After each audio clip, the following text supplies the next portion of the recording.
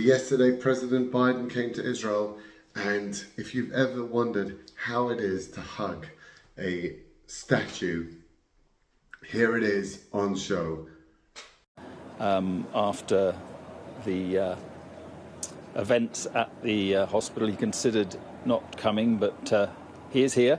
He is stepping down the steps onto the soil of a country at war, and will head straight to meet Benjamin Netanyahu.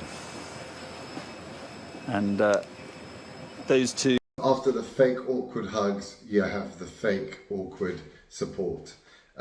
We have also a video of, they sent the US 6th Fleet and 5th Fleet to protect Israel in case Hezbollah, but we have Biden himself here saying he won't actually get involved if Hezbollah do anything. Any more about the hospital, sir? May I? Don't.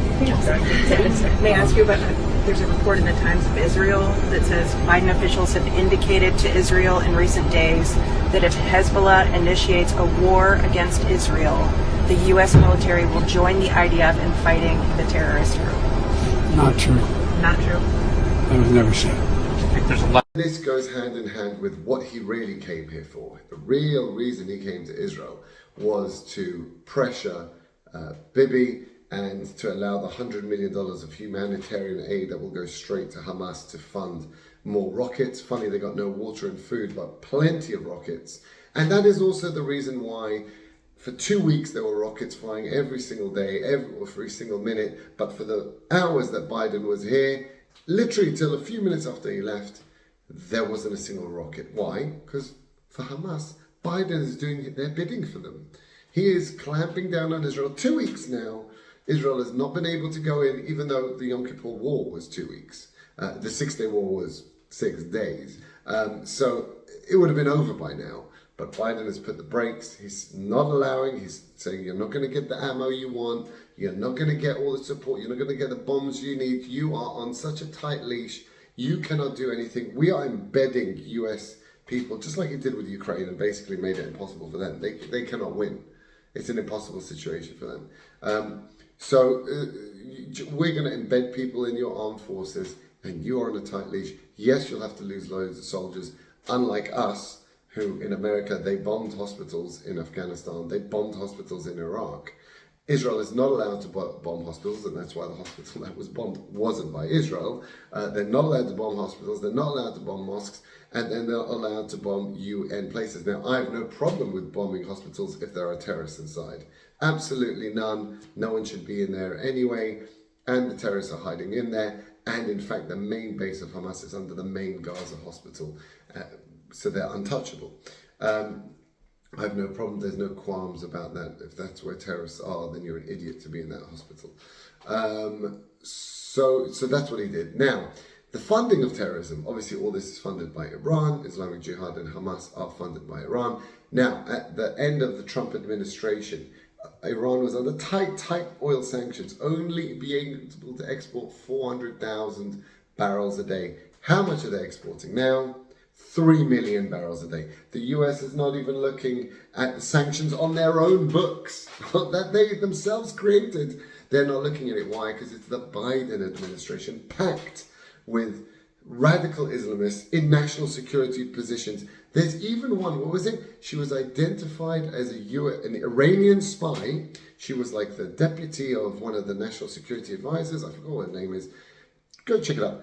Identified as an Iranian spy, and she's still in her position. I swear, she's still not fired. She's still there. It's a total blanket, Biden as their face of, look, he looks, normal and, he's not radical and whatever. Behind him are all the woke Islamist radicals. They are also the ones that gave Iran $6 billion, now frozen. Guess what? In 3 weeks it'll be unfrozen.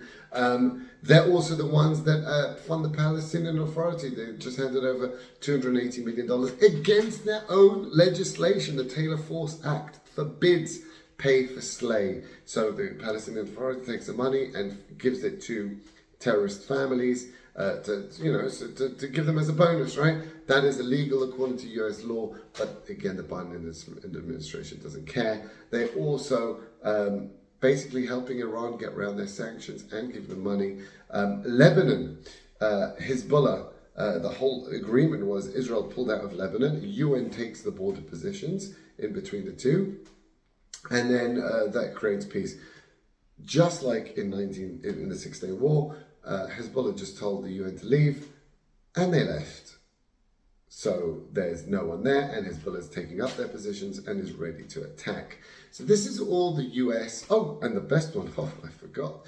Just today, the UN sanctions on Iran buying or selling ballistic missile technology expired. The US could have said, we want to extend that. They didn't.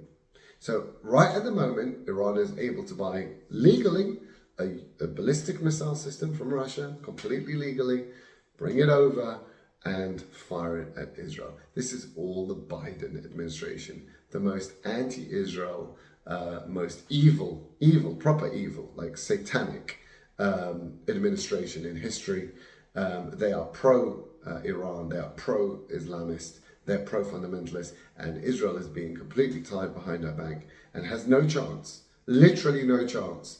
They will be allowed to do a little incursion into Gaza, I think, and then they'll blow up a few tunnels, and then they'll have to pull back, and then, wow, the next round is going to be, forget 1,500. This is that tens of thousands are dead, because it could even be all-out war, because if you give a fundamentalist Muslim a finger, he will take your whole hand off.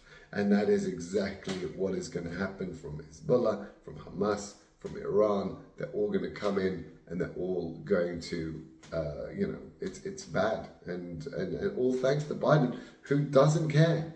He really doesn't care. He's not going to fire one bullet. America's never fired one bullet on behalf of Israel. They've never sacrificed one soldier on behalf of Israel, nor should they. But give us the arms. Let us buy the arms. Don't give us. I don't want to be Ukraine. Let us buy the arms we need, and then we'll be able to deal with the job. But America will never let that happen, and that's the problem. Why Henry Kissinger always said, being America's enemy is bad, being America's friend is way worse.